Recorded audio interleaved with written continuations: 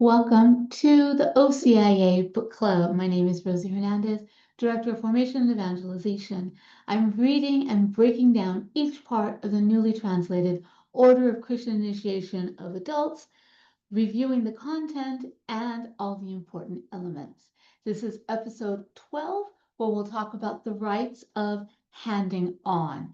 Now, just like with the scrutinies that we did last video, the rights of handing on are in different locations in the book. They're a little bit separated, but we're just going to go through them individually. So 147 through 149 give us the little introduction to the rights.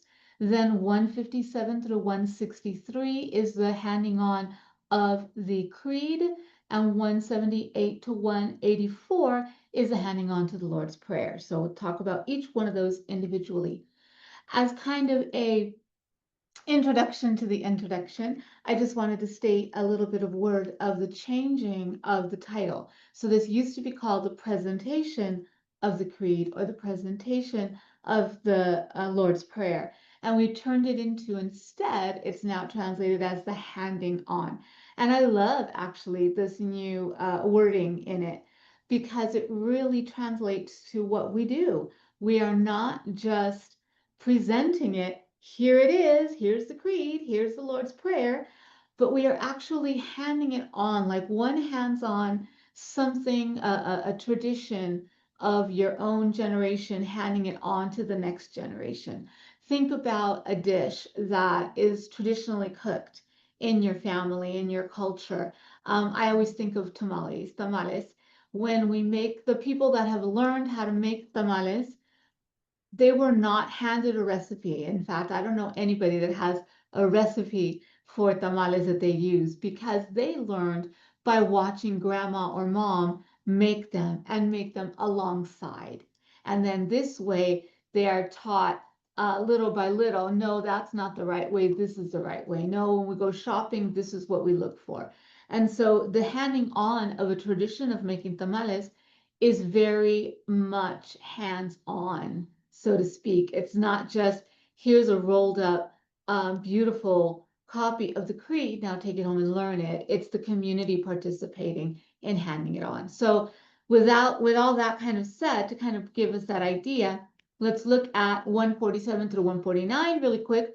147 tells us that the handing on is celebrated after the scrutinies, unless they were anticipated and done during the catechumenate. So that always is a possibility. If you find that people are ready, then you are able to anticipate and do these toward the end of the catechumenate. That's fine. But if not, then they're celebrated after the scrutinies, when they are ready to receive and truly understand from antiquity this statement or summary of our faith. And it's very important that they're ready to understand it, not just let's read it, oh yeah, I get it, that's fine, but they're truly ready and open to accept what it's giving. But it's also that it's going to enlighten them, because the creed is really includes in it our salvation, the tenets of our faith, the basis of what we believe. And we might think they need that way at the beginning. Like, why aren't we teaching this when they first get here? But in fact, they need to be open and ready for it to enlighten them truly. And so we wait until this moment so that they're fully ready to receive what it states. And they kind of go, oh yeah, I remember we talked about this. Now I get it. Now I know how it all comes together. So it's kind of this moment of bringing it together.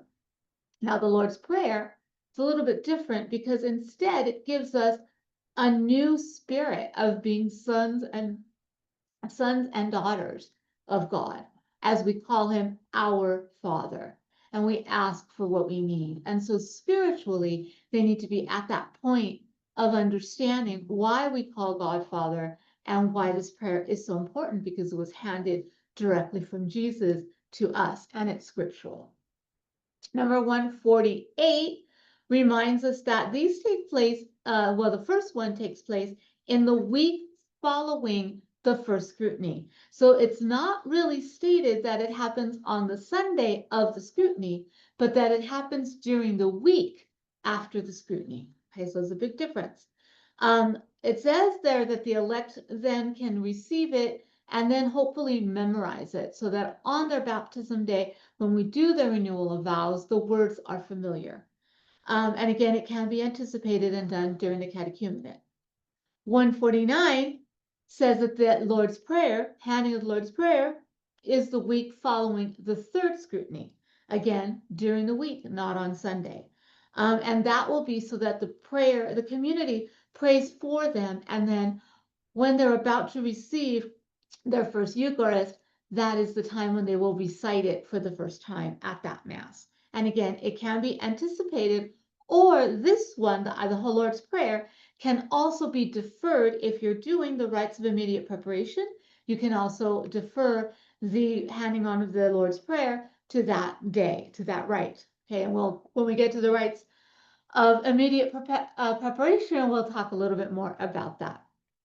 So we skip ahead now to 157. We talk about the handing on of the creed. And 157 tells us that it takes place the week after the first scrutiny with the faithful present at a weekday Mass. And that's really your option, is to do it at a weekday Mass with the assembly present. Now, the assembly is important. And so you need to make sure it's happening at a weekday Mass and people are aware, and also maybe invite the community. Let people know on Sunday, hey, this Wednesday we are going to present we're going to hand on the creed to these elect. We invite anybody who can or wishes to be present at the 6 p.m. Mass to please come and join us. What I used to do, little side hint, what I used to do was I would invite one prayer group to one of these and then another prayer group, because we had multiple prayer groups in our community, and then invite another prayer group to be present for the second one, the handing on of the Lord's Prayer. And this way you're guaranteed that you're actually going to have a certain number of people there, and maybe even have a little celebration after Mass, who knows. But it takes place during the week, and of course it can also take place during the catechumenate. So 158 reminds us of the liturgy of the word, and it gives us the specific readings to be used if we're allowed to change the reading. So you're going to have it during the week, and it's a normal Wednesday in ordinary time, or a Wednesday of Lent, and the readings don't quite go, then you can switch them to these, and there are specific readings that are used, and they're listed there. In 159, we hear about the homily, and in the homily, the celebrant should be really talking about the importance of the creed and really helping both the elect and the community present, reminding them of how important the creed is and why we're doing this in a special way. And then after the homily, number 160 guides us through the handing on. So the celebrant will call forth the elect to come front, invites them to listen carefully, and then the community will pray. Now you have the choice of praying the Apostles' Creed or the Nicene Creed, whichever one you wish to do. You have A or B. And then the community prays the prayer. We don't hand them a written version to follow, reading along. We don't hand them a written version so that they can symbolically take it home. We ask them to listen carefully as the community prays. And so guide the community in praying it at a rate at which it can be heard and understood. Number 161 gives us the prayer over the elect, which the celebrant will do. The celebrant will invite everyone to pray in silence, and then he will pray over them with his hands outstretched. And then we have the dismissal. Now, if you are doing this, let's say at a weekday Mass, or if you're doing it at a Sunday Mass outside of Lent, because you're not supposed to do it with the scrutiny at a different time, then you can use option A or B for the dismissal as they leave, and the rest of the community remains for Eucharist. If they are, for whatever reason, remaining, the elect are remaining in the liturgy, which they shouldn't, you should have a dismissal, but anyway, if you can't have a dismissal for whatever reading, then you use option C.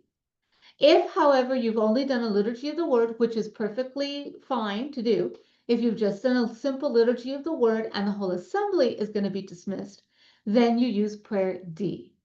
And then 163 tells us that if there is Eucharist to follow, the rest of the Mass follows as normal. Then we go on to the handing on of the Lord's Prayer, which is number 178. 178 reminds us that this takes place the week after the third scrutiny in the presence of the faithful at a weekday mass or during the catechumenate, or this one can be done during the rites of an immediate preparation. Usually that's done on Holy Saturday or the Saturday before. And again, next episode, I think the next episode, we will address that. 179 once again gives us the readings that are assigned. And in this case, it's a little bit different because 180 tells us that at the time of the gospel, the deacon calls forward the elect and then proclaims the gospel. And the gospel used is where Jesus gives us the Lord's Prayer. It's a little bit different. They're not listening to the community this time pray it. They're listening to the gospel reading. Then the homily comes where the celebrant or the deacon explains the meaning and the importance of the Lord's Prayer. And then we follow the same way as we just did. 182 is the same as 161, the prayer over the elect. 183 is the same as we just did in 162, the dismissal. And then 184 is the same as 163. Then Eucharist continues if that is what's happening. So these rites are kind of short, but very important. And again, not meant to be done the Sunday of the scrutiny. They're meant to be done either the week of the scrutiny or in anticipation during the catechumenate. See you next week for episode 13.